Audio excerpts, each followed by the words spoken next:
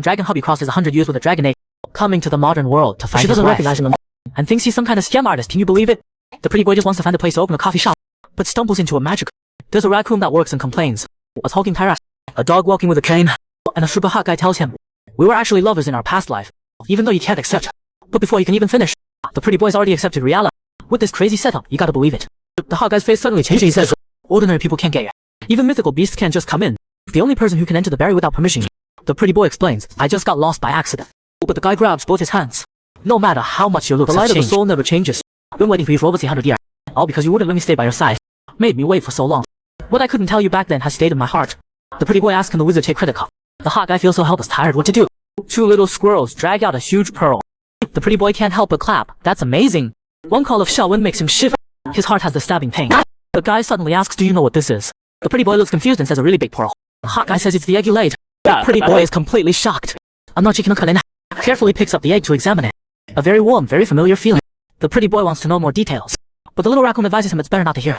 The hot guy takes his hand and says, "Since you want to hear, I'll tell you how our lovely child was born." The boy accidentally walks into a coffee shop. Inside there's a talking little raccoon, hardworking and polite little squirrels, and a man who says she's a dragon. They also have an unhatched child. The pretty boy is totally confused, but after touching the dragon, he actually asked Dragon Hubby to tell him how the dragon egg came to be. Dragon Hubby is of course more than happy. In the past life, after pretty boy lost his parents, the villagers tied him up from him to the mountain. But he didn't get the mountain god. Instead came an ugly nine-tailed fox, tricking the villagers into offering him up. The ugly fox had his eye on him all along. Just as the ugly fox is about to take a bite, a dark wind blows through. The nine-tails angrily scolds who dares disturb his business. Turns around and if the dragon god himself, scared out of his wits, explains, "This is a pure offering. I'm just helping to inspect it." Before he finishes, the fox's head rolls off. The boy is scared stiff. Looks like he's dead. But the dragon god leans down in front of him, pulls the rag off his face. Truly a pure soul. Just a bit too skinny.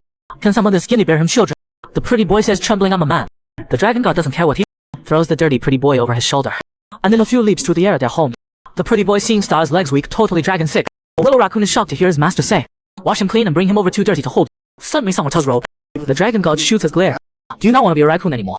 But turns and sees the pretty boy trembling and asking, "Now that the nine-tailed fox is gone, are the villagers okay?" The dragon god flicks him on the forehead. "They made you a sacrifice and you still care about them." But the pretty boy feels the villagers had no choice. After the dragon god says the villagers are safe, the pretty boy instantly shows a sweet smile. The dragon god got up for a bathroom break and saved the pretty boy. Tells him straight up to bear him dragon eggs. The pretty boy argues, "I'm a rooster, I can't lay it." The dragon god says that's not for you to worry about. In a few leaps brings him home. Orders the little raccoon butler to wash him up nice. Too dirty to hold. The pretty boy is happy he can repay the life-saving favor. But the little raccoon doesn't like this mortal one bit. Tells him not to upset the master and just do what he says. Serving a divine beast is an honor beyond belief, so make sure the master feels pleased. The confused pretty boy next second gets a bucket of warm water poured all over him, and some sweet fruit too. The pretty boy is eating happily. On the way to see the dragon master, the pretty boy thinks, "Does he want me to sit on existing eggs like a chicken to keep them warm?" That would make sense. Thanks to Dragon Master saving him and the villagers, hatching eggs is no problem at all. The moment the little raccoon opens the door, the pretty boy is stung. The master showing off his body in the middle of the night. Kinda embarrassing to look at. But the Dragon Master does something totally on dragon. The pretty boy trembles. "You went too far just now." Who knows how many days and nights passed. The weak and helpless pretty boy finally made it through. A little raccoon brings him to a storage room to stay temporarily. The pretty boy who's never seen anything is thrilled. "This room is so pretty." The little raccoon sighs, "Such an ignorant human. Sit there, eat this, and listen to me." Dragon Master is going through the reverse scale trial, finding his weakness. If he doesn't figure it out, he'll disappear. You know what disappear means. The pretty boy says probably like reincarnation, and gets beat up by the little raccoon. It means soul shattered, gone from this time is running out. So human, please try to make the master happy. The pretty boy actually feels a bit sad. Dragon Master's life is so hard. Suddenly there's a band. Two little squirrels appear carrying a table full of. They bow respectfully before leaving. The pretty boy eats and thinks Dragon Master is scary but also piff. He probably didn't mean to hurt him on purpose. If that's the case, then he'll help Dragon Master properly. Dragon Master really keeps doing on Dragon, making the boy bear dragon eggs every day, torturing the pretty boy horribly. Even the little raccoon and squirrels can't watch anymore. Now our Dragon Master turned into a tyrant dragon. The two little ones work hard putting medicine on Kung Fu. The pretty boy wakes up all embarrassed. So small but having to take care of that. The blanket's so heavy must be tough. The two little ones gesturing cutely. Totally melts the pretty boy, so cute and caring, seeing the wound on his wrist. The pretty boy thinks of that tyrant dragon, but he saved him and the whole village, so repaying him is only dash. Two little ones see the pretty boy looking sad, so they reach out and grab his clothes, pulling hard to get the pretty boy to go outside. Their two little legs working overtime leading the way. Even though the pretty boy suffered yesterday, after sleeping he's back to normal. Dragon Master's power is really something. But the wrist wound is still there. Did he leave it on purpose? While the pretty boy zones out, the two little ones bring his shoes. The pretty boy thinks Dragon Master is looking for, trembling all over. Gotta go, right? The two little ones sense the sadness, and pitifully tug at his clothes. The pretty boy follows them lost in thought. Then looks up and is stunned by the view. A valley as beautiful as a fairyland. Peach blossoms dancing in the wind. Pond full of blooming lotuses. Place has no seasons. All the flowers bloom. If there's a paradise, it's gotta look like this. Suddenly a sharp pain hits his stomach. The Dragon Master actually succeeded in making him carry. Dragon Master admits he treated him pretty bad. The pretty boy doesn't want to hear about the past life anymore. Dragon Master is stunned now. In the past life, the pretty boy was gentle and kind. Even after being tormented by the dragon, he didn't blame him. Not as doubtful as two little squirrels who knew to take him out. Seeing him in so much pain he can't stand up straight. Rushes to bring red fruit. The pretty boy gets it right away, wants him to eat this. This fruit helps men carry babies. Can it also stop stomach? The little squirrel's face is covered in teeth. The two little ones breathe a sigh of relief. The pretty boy holds them in his hands playing. Thank you for taking me to see the beautiful scenery. It's really beautiful here. Chosen and two squirrels sit quietly by the lake until the two little ones fall asleep. Suddenly, a shadow looms over. The pretty boy's heart sinks. Sure, Master has arrived. The pretty boy senses big trouble, looking at the two little ones' expressions. They definitely came here without permission. Dragon Master just sighs. It's not the season when all flowers bloom. Must be getting closer to when he disappears. The pretty boy is trembling with fear, seeing the wound on his wrist. Dragon Master is even more convinced his end is near. Can't even heal this tiny wound anymore. Reaches out to look at the pretty boy's wrist. Scares the pretty boy into kneeling, shouting, "It's all my fault. I forced the squirrels to bring me out for some air. Please just punish me. It's my fault. I'll never run off again." The pretty boy trembles and cries. The little squirrel frantically jumps around. Dragon Master is totally confused. Looks at the pretty boy and says, "Just go back." But his heart hurts sharply, getting weaker and weaker. Better not get close to humans.